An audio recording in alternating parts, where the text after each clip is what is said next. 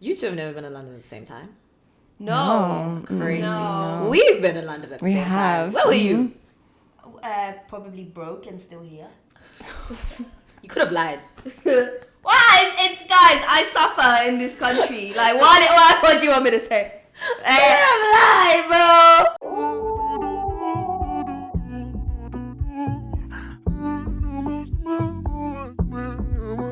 Hello, everybody. Hello.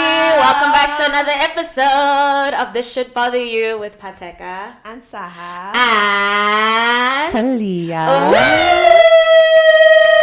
We brought you guys a guest so we can bring out season 3 with a bang. So Talea, welcome to the couch, darling. Thank you for having me. We are It's so a excited very to have comfy you. couch. Yeah. So we always start off the show by speaking about what's been bothering us this week. Should we be courteous and let the guests go first? Yes, we should. I think Okay. that's a great idea. Good manners. Yes. Okay. What's been bothering you this week? Allergies. Allergies. That's Big one. so Allergies. real. In California right now, everyone's allergic to the air. It's a problem. I can't breathe. We all have inhalers. We were literally just speaking about the fact that I have some that have steroids and some that do not. That should just tell you the state of allergies in my life and in our lives. No, it's really bad. Like seasonal change. Are you normally reactive to seasonal change or is just this year? I'm allergic to nature, so all of them. Yeah. Seasonal change. Like even when I hop on flights, I have to take antihistamines because the temperature changes drastically. Oh my God. And I've had reactions on flights for that That's reason. horrible. So So I get it. sorry. No allergy for you? No allergy for me. California's been nice to Lucky. me. In London, very bad allergies. Even worse in London. Yeah. I took allergy pills I was like touring Europe, and it was Paris, Spain, London, and American allergy pills. And I took them all, and my eye was still swollen. Like shut. And I was like, Swollen shut. Like you yeah, can't like see? I couldn't open my eye. And I was like, okay. This is fun. What has been bothering me this week? I can't breathe not for the what's it called, nature problems. I don't know why. We're figuring it out. Am I figuring it out? I don't know. I'm just taking drugs. So I hope Don't do drugs. Yeah. Not like All the time. yeah. No.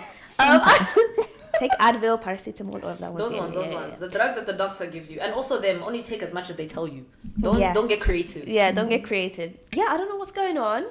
I can't breathe properly. I think it's anxiety, like we've spoken about. Just like manifesting physically for the first time in my life. Well, I've had it manifest like in joint pains and stuff, but never like, whoa. Yeah. My chest. Yeah, I can't. Why is it like painful to breathe? Like that's crazy. But yeah, that's been bothering me, and just bitches ignoring me. But other than that, I'm good. Yeah. What's been bothering you? Okay, so I'm gonna make that long story short, but basically I went to this event with some people from my community, and we had like a bit of a lunch, games night type situation. It was super fun, laugh for hours. It was great. Now this group of people that I was with are all American except for me, African American to be specific, but yeah, they're all American except for me, which is like totally fine, whatever, used to this at this point.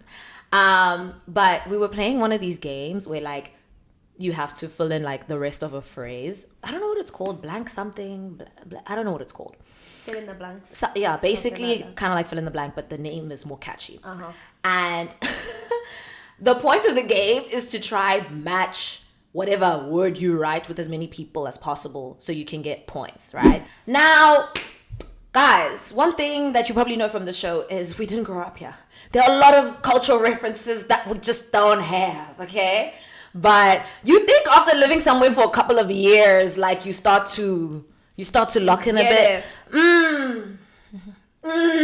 The foreignness will remain the foreignness. And basically like there were just various things within the game that I just couldn't clock, and like they were all on the same wavelength with, and like I was completely missing it. Like the one that I will forever be remembered for was the game was like blank flakes. And I asked Talea before, like if someone wrote you blank flakes, what would pop up in your mind first? Frosted. What would pop up in your mind first? Cheese flakes. Do you know what I wrote? Cheese flakes. I don't even know what cheese. Fucking up. Do you know what I wrote? I wrote cornflakes. Cornflakes. Which I was like, and you know what's funny? I was so confident that we were all gonna write it. Like I was like, guys, sure you were all on the same page for this one. Like, what other flakes are there? Everyone turned their cards around. Everyone said frosted. I said, oh, have you had frosted flakes, Sean? No, Thank you so much. You've had frosted flakes, Yeah. You see, at least when they asked me, I had tasted them before, right? But I'd had them like once or twice in all 26 years I've been alive. Like they're not that familiar to me. You haven't even had them a day in your life. And it was funny, shame. Like, I don't want anyone to see this thinking like I was catching up with feelings. Like, it was actually really, really funny. But it made me just like aware of like how interesting it is that you can live in a place for a long time, but still not catch on the references, still be who you are. And I guess that's what we talk about a lot is like our experiences having moved here and how it's impacting how we're navigating our lives. So in my honor, because I haven't had a lot of cereals, we're That's having so a funny. cereal social. Can I also come? Actually, You yes. should. You can come with me in the exploration of American cereals. Emotional support. Don't You gotta take eat it a in the lot of it because it's actually just not good for you. It's just sugar. Diabetification. So I want to give you American advice. Okay. Eat like one bite. Okay. One bite of each. Because it's like Lucky just Charms, sugar and carbs. cinnamon toast, something. But if you really want to learn about them, the fun thing about cereal isn't really the cereal, it's the cartoons connected to the cereal. Okay. In my opinion. They're just way more interesting. So we have a lovely guest. Talea, girl, I don't even know how to begin introducing you to people. She is so multi-talented, you won't ever finish the multi. She is an actress, she is a content creator, she is an influencer, she is an event producer, she is a writer, she is a producer. Like, do you understand that the list is not ending? Everything. The list is not ending. She is a creative multidisciplinarian, Yes. okay? There's this word in Okay. Farsi that says, from each finger, a talent drips down. Oh. Thank you so much. So that's what you have. That's what you have here. Yeah. And she's also lived in so many different cities in the US. She's also traveled quite a lot. So how did your upbringing bring you to be like the creative woman that you are today? Yes. That's a fun question. I think I just know how to do what needs to get done. So that's, I guess, multi-hyphenate. But yeah, I think how I grew up was kind of not a lot of resources. So it kind of made you provide for your community and yourself. And you had to be very creative and problem solving. And I think that kind of bled into absolutely every part of my life. So I'm great at figuring out how to get to the goal, no matter what. We're going to get there. And whether it's like coming up with your own way or using your community. Where did you grow up for the people who don't know? Hi, I grew up in Salt Lake City, Utah. Then I moved to Boston, and then I moved to New York, and now I'm in LA. Damn. Multi-city. Yeah. So what made you want to move out of Utah? So a fun story, actually. So my mom took me to a tarot card reader. Oh. When I was 18, and because we love that shit, so we're so into it. And can I swear? Yeah. Okay, good shit. So she took me to a tarot card reader, and it was my gift for my birthday, and it was very exciting, and we were so excited. I went to this tarot card reader, and this man was like, "You're never gonna move. The man you're with is horrible." He was so right about that part. He was bad. He was like older, and like all these things, and like me being who I am, I was like, "How dare you tell me about myself? Let me show you." So that made me apply for jobs in like hospitality from the company I was working at in like all these different states. And I got hired in Chicago or Boston. And so I went to Boston when I was almost 18 by myself. gosh. What made you choose Boston over Chicago? I was going to ask, because Chicago would be seems more like big city. I had one cousin who did not fuck with me, so that was stupid. But I had one cousin in my head. I'm like, oh, I have that one cousin. Like, I have family. Yeah, no. Oh my God. I was out there by myself. But that's when I went to Boston, which I do love Boston. It's very clean. It's cute. Yeah, it's cute. I like it. And then you went to New New York. York. And I met a boy. Oh. Okay, so the boy moved you to New York. And the boy took me to New York. Right. And then that's where I was on tour as a dancer for a few years in New York. And then I got booked for a show in LA, and it was right after the pandemic. And so I was back and forth from LA a lot, and then I just figured I'd move here because it's like an hour from Utah instead of 6 hours. Yeah. Okay, so you wanted to be closer to home in a way. Closer to home, yeah. Do you think the older you get, the more important that is? Ooh, yeah. Yes, I think the older you get, the older your parents get, and you realize the time frame's very short, so you want to be as close as possible. Yeah. And you and your family are really close, right? Yes, I have a huge family. I'm the oldest of 8 kids. Oh my gosh. And so they're all mine. They're all my kids. Aw. Those are my babies. But yeah, huge family. You have like 2 twin sisters, right? Yes, Oh my I have God. twins. Oh my yes. god. That's so cute. Okay, so makes sense why you wanted to be close to home then. Because Yeah, like you can't yeah. be flying across the country every single time someone has a birthday. Yeah. Truly. Also, by across the country, we mean very. This is the one thing that shocked both Sahar and I moving here is that this country is the size of a continent. It's Like- not a country. It's the size of a continent. Why am I flying 6 hours and I'm still in the same country? I don't understand. That's what I haven't left the US. Yeah, and I'm in London a lot for work, and they're always like, Americans never travel. I was like, this is Wow. 4 countries put together. Like, we're traveling here. We don't have to go anywhere else. Yeah. We should, but we don't have to. Yes, you said you used to dance when you were in New York. What took you away from dancing, if you don't mind me asking? Oh, I tore my ACL twice, actually. So I have lax limbs. So that just means I'm like super flexible, and I'm just more prone to tearing. So when you have an ACL, you tear your knee and you can't walk for 6 months. So I was like, let's maybe not do do that full time anymore. And then did you lean into like acting because it's something you'd always wanted to do? Was it like came out of necessity type of thing? My actor friends hate this story. I got very lucky. Okay. I was in LA for a birthday party, and my other friend I knew here was like, come meet me at this bar. And I was like, okay, the birthday party got crazy. I was like, I'm leaving. And I went to there, and there was just a casting director, and he's like, I have this role, come in. And I was like, you sound crazy. So I brought all the girls, like all 8 girls from this birthday party to this audition that I didn't believe was real, but I wanted to make sure. And it was like, You're like, I'm not going missing, please. I was like, if I go down, I want witnesses. But it was me, and it was like these 8 girls in the room, and we got in, and there was other girls, and they're like, okay, so we're gonna go to the bar. You do this thing. And I got the role. It was only 1 line, but something happened in the series, I guess, where they just need to make it more dramatic. So it carried me from like 2 different seasons. I think 3 seasons almost. Wow. So that's how I got my first role. And then it was like sink or swim. And I got like an agent and a manager, and like we're in rooms, and it was like figure this out fast. And it was like, okay. Amazing. Yeah. Hella resourceful. 8 kids, oldest of 8. Oldest siblings will get it done. Whatever it is, just give us a second. We'll figure it out. Oh my god. Yeah, that's how I ended up here. What's your sign? Guess. Do you know? Yes. You must either be a Libra or a Gemini. I'm Gemini. Gemini. But I'm a Gemini, Leo. Oh my god. So I feel like I have a lot of fire. Yeah. And I give off fire. I love that. But I'm very airy. It's your birthday soon. Yeah. Oh my May gosh. 24th. What are your signs? Wait. Capricorn. Oh, okay. Fine. Are you an Aquarius? Oh my god. I get along with Aquarius, is it? You're Cancer or Libra? None of these? Oh no. Cancer. I swear I'm not that emotional. Because guys. you're like a homebody. You like being home. You like being home, and you make homes beautiful. Oh, thank you. So I for think that's a very noticing. Cancer thing, Oh, okay. Yeah. Sure, that's the answer. What is it? Tell me. This guy actually was asking for a fight today. Yeah. This one. I'm a Leo. Oh, I would have never. I would have never guessed I'm that. a Leo on a cusp, so the next thing after me is a Virgo. So I'm on the 22nd of August. What's your moon? Oh, so I'm Leo, Virgo.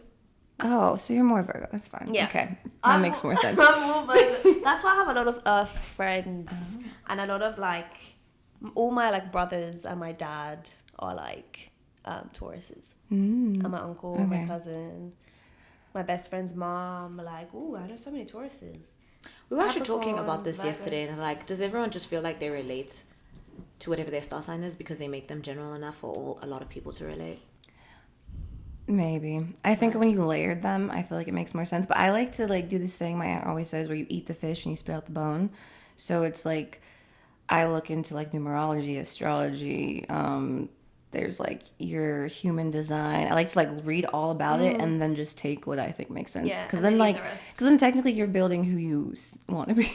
So whatever you resonate with. When you were in school, did you ever do any sort of acting or No, dancing I or- didn't really have the opportunity. I did one play in elementary or 8th grade. That's like middle school.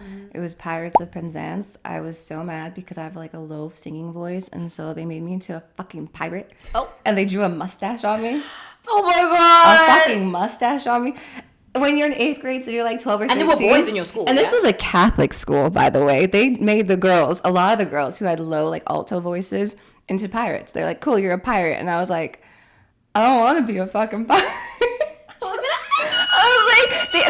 It's one thing to be like, you're a pirate. It's nothing to draw a mustache on a little girl. I was like, well, then not, you literally went to school with boys. Like, we obviously met you in LA and all the Yes. different like creative spaces that we've been. How do you like LA of all the cities that you've lived in? Is it like... It's good for business. LA has been good to me, so I can't complain. But I will say, compared to New York, which is usually like you go to LA, you go to New York, it's like just a thing. Yeah. I think that someone else told me this, so this is not my reference, not from my own brains, from someone else's, but in New York, it's like there's no gray area. It's like I fuck with you, I don't fuck with you. And in LA, it's all gray area. Yeah, you never know Like where you stand. don't know where you stand. Like everything's so up in the air. I'd say New York is like London. Yeah, I always say London's like a sassy like uncle of New York. Oh yeah. Yeah, Oh, if people don't fuck with you, you'll know. I know. It's great. I How love would you say New York and London compare? New York and London compare? Just like I said, sassy uncle. So like, you know, more well dressed and a little more wiser and like refined.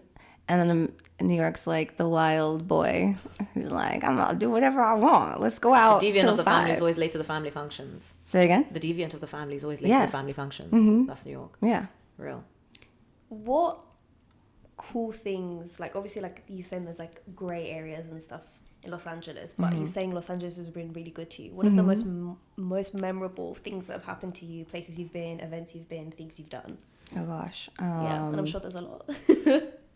So I've been here for 3 years, I think, almost 4. Same. Most memorable? There's a lot. Let's start with the most recent and then go back. Most recent? Yeah. I don't know. One thing I could say about LA that I love is that everyone's a creative. Everyone. New York, it's like creative or suits, you know, but LA, it's like we're all creative. So if you're doing like a creative project, no one's like, what's that? That's weird. Like no one's judging you.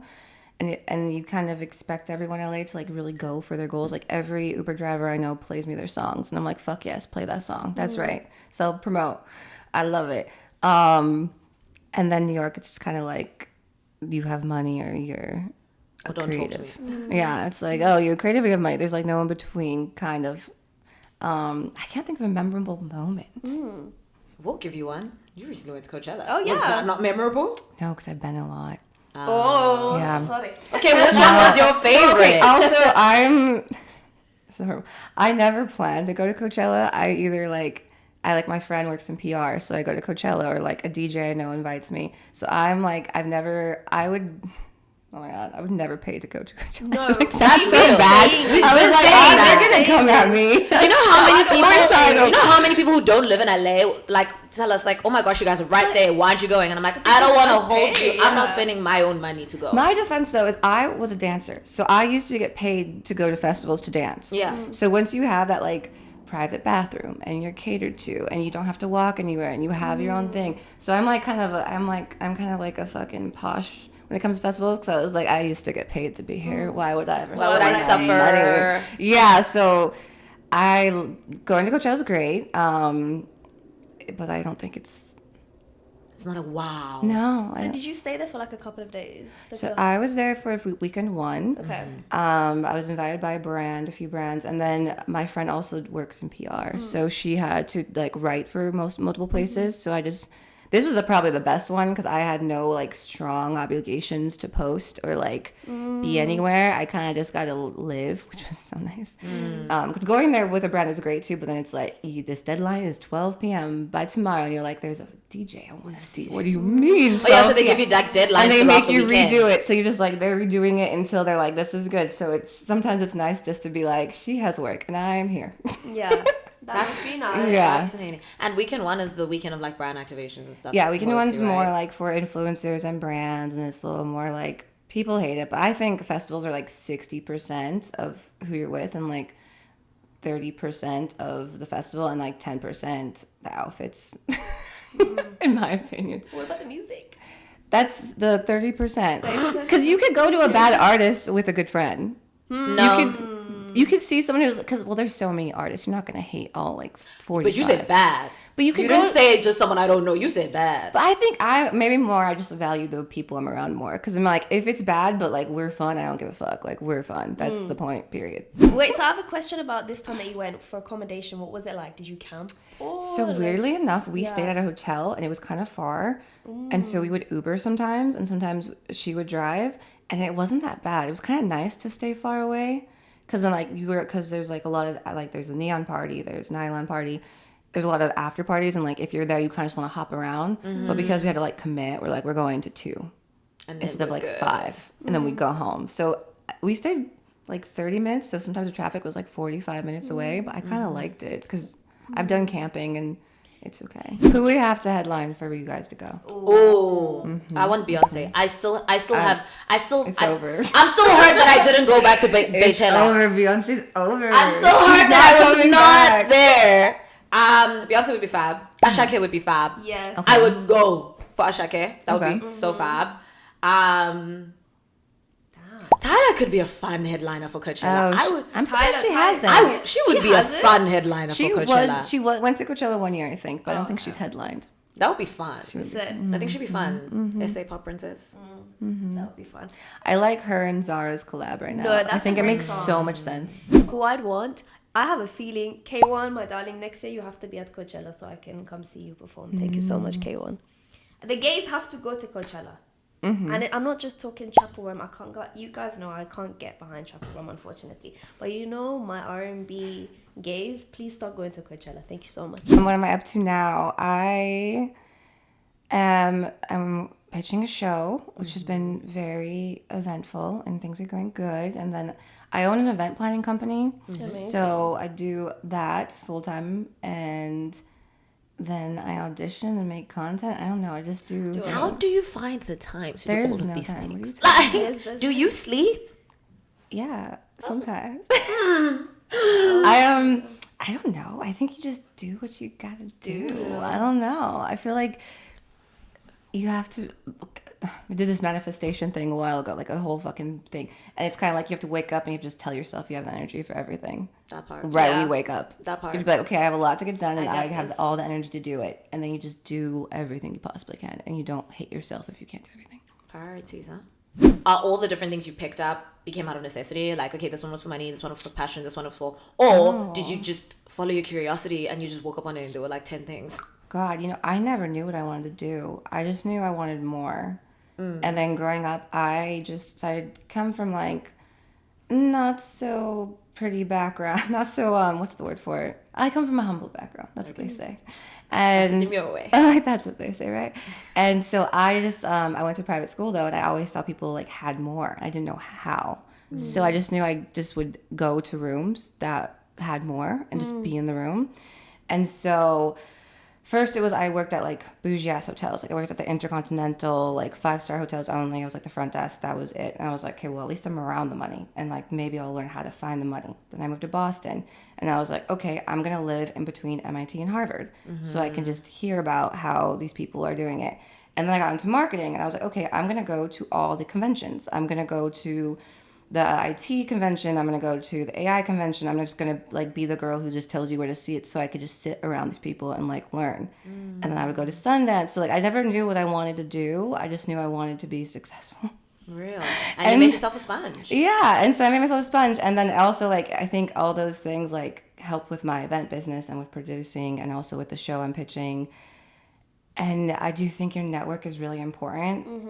So networking is important, but also like you don't have to meet everybody. I think it's best to sit back and like meet 5 people and make real connections. But I had no idea what the fuck I wanted to do. I just knew how to get out of Utah, and I had to like be something and better than where I came from. I love that. That was it. That was the only plan. Oh my gosh, you're sticking to the plan. Yeah, that's the only plan. What have you learned from the process of pitching a show? I've learned connections are so important, but I've also learned because of how I put myself in rooms, you can find those connections. And also I learned not to pitch to everyone. I feel like because of my shows about growing up in Utah, I usually say, yeah, it's about coming of age show about growing up in Utah. And if they're not even kind of excited, if they're not like, oh, that's cool, I just don't waste my time. And I think that's why I've been able to get into rooms where I can pitch to like straight to people without any help by myself, because I did that.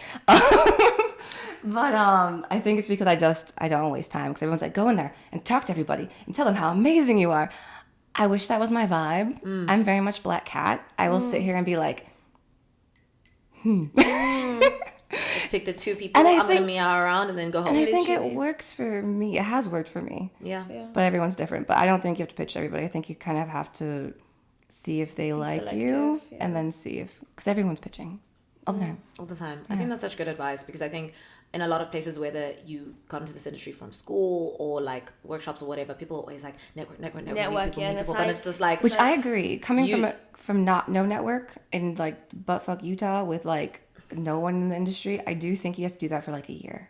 Yes, but at some point, you have to actually, because you're not going to maintain those connections if it's just from like 2 minutes with you, 2 minutes with you, 2 minutes with you. Like, pick the people who you actually want to build a relationship with. No, actually, and it's like at what point does it become like fake, and at what point does it become like really useful? Do you know what I mean? Yeah. It's like finding that balance. Like, I'd see there was this one guy in the school we went to. I remember, I think Issy also knows about this. He would network the fuck out of everybody. He'd reach out to people's siblings. Like, it was crazy. Oh, what? I've even heard about him outside of school from other people. Siblings is bizarre. I know, it's like the siblings do not reach out to my siblings. And I've literally like heard of this boy outside of school.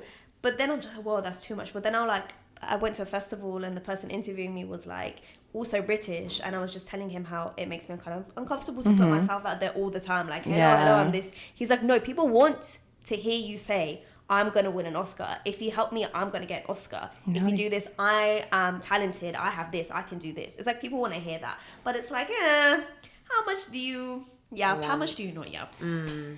Yeah, be delusional in your brain and be loud with your actions. Like, delusional, you know you're going to win the Oscar, and all your actions should be speaking through that. Oh, 100%. Yeah. But yeah. I think that's a really good thing I've learned from living in the US. I think people here, like Americans, are very like forthcoming, very audacious, very put yourself out there. Like, they're not shy at all. Like, the hustle is real. The like verboseness is real. Like, humility can come after. So... yeah, and I think obviously within reason, but I think that's a very valuable skill to have, especially if you grow up in a culture or in cities that are a bit more around politeness and a bit around respectability politics and humility and whatever, you know what I mean? Like, it's not going to get you far here, let me tell you. These people will beat you to it. They'll pitch themselves while you're still working on your confidence, eh? And that's okay. Because you'll find the right people to pitch to. But yeah. Growing up in all these different cities, how is it like influenced how you do stuff now, and like how you do stuff differently than you did before? Because I'm like, growing up in Utah, I don't know what that's like. Sounds a bit scary, I'm not gonna lie to you. Salt Lake City, all I've seen is crazy documentaries. I'm so sorry, guys. Well, that's why it's so funny, because Utah's so popular right now. I never in my life thought you to be popular. Really? In what way? Because there's like Sundance, but it's moved now. What? Sundance used to be there. No, because of the Real Housewives of Mother Wives and Salt Lake City. So Utah's like a city now, which was not a city. Like, the population's doubled. Like, it was not that. Oh shit. How does it change? I don't know. Utah's school system was trash. So I like living, especially next to MIT and next to Harvard, like right in the smack. Like, I would have to walk through Harvard before I got onto any train or whatever in Boston. And it was during when Obama was running for president. So living there at that time and just going to bars and just talking to people, I feel like I learned more than like all of my high school years, because people just like, the education system's crazy. I learned best through experiences, I think. Yeah. And I think it's important to have like a lot of them with the people that you don't agree with sometimes too. And having lived in all these places, what does community look like to you? Like, where do you feel like you have people in every pocket of the world, and that's fab? Do you have your core people that are all based in similar places? Do you think you're good at building community in new places because of it? Like, I think I have gotten better with age, with community. I don't think I was very good at it for a while, because also I traveled a lot for like dancing for work, so I like wasn't in a spot for too long. I think it's like I definitely have my core people on the East Coast and my core people on the West Coast. But I think community is a little hard to build for me. I don't know. I just think, especially in the industry, I like really authentic, real connections. I have community with creative things, but like I think real like grounding community is something I don't have like too many people for. Yeah. Because it's hard to also know the boundaries between like, are we just co-collaborators or like, would you rely on me in an emergency and vice versa? Yeah, and the lines are very blurred out here, especially with like creators and actors. It's just like we're friends, but also this is a project. Yeah, so I feel like New York, I have definitely a strong group in New York. LA, it's like I have people, but that gray area is very gray, so I don't know. How long did you live in New York? I was there for 5 years. Okay, maybe LA still get in there. Maybe You know, a few more years. Maybe a few more years. Yeah. But I don't know. I like what I have, so okay. You're like, I have no complaints. I'm good. Okay, so then like, everything aside, if you had to pick a city to live in for like the next decade, like, okay, let me not say everything aside. Money is no object. Oh, okay. Why would I pick one place? She said, actually, I'm gonna get bored. I would definitely have a home in New York because I do love New York. And I'd have one here, and then probably Italy, and then maybe... No, I don't... Not London. I was going to say London. Maybe London. I don't know. But definitely Italy, New York, and LA. Okay. Yeah. Miss International. Yeah, why not? You said money is no object. I'll go where You said, in fact, let me buy all of them. I'm not renting nothing. Why would I ever stay in one place? Have you noticed when you're in like either London or like Europe that like you stand out a bit more being American? Or oh my like, God, yeah, in London. I don't realize how American I am until I go to London. It's a mind fuck. what makes you realize it? Because they say they like my accent. And I'm like, because everything's in English. Yeah. So I'm like, oh yeah, no. And then everyone's like, oh my God, your accent. And I'm like, right, it's me. Not you, right, it's me. I was like, I have it right because I'm American. It's mind fuck. I don't know why. My brain is like, wait. This is not Yeah. It's not enough. You two have never been in London at the same time. No. Crazy. No. We've been in London at the same time. Where were you? Probably broke and still here. You could have lied. Why? It's guys. I suffer in this country. Like, what do you want me to say? Lie, bro. I am going back in August, though. Woo. Yes. Exciting. Oh, I might be there. Really? Maybe. What are the goals that you have set for yourself within the next, I guess, 5 years? Ooh, 5 years. Yeah. 5 years, 5 years, 5 years. So I want to, my business, it's very steady. And so I want to grow it, but make it a little more automatic. So I don't have to do everything by hand. Yeah.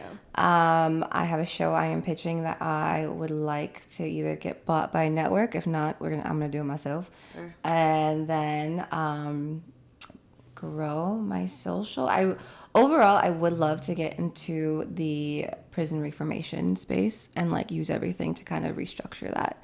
I think that's like when I'm old and like that's my focus. I think that's where I'm gonna be.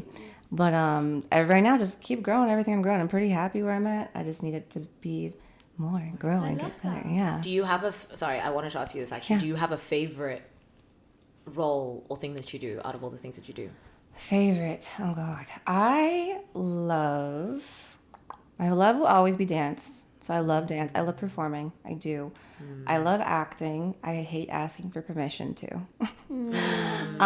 So because of that, I think I also really enjoy writing and directing. I just overall, not unfortunately, but overall, I'm just a creative.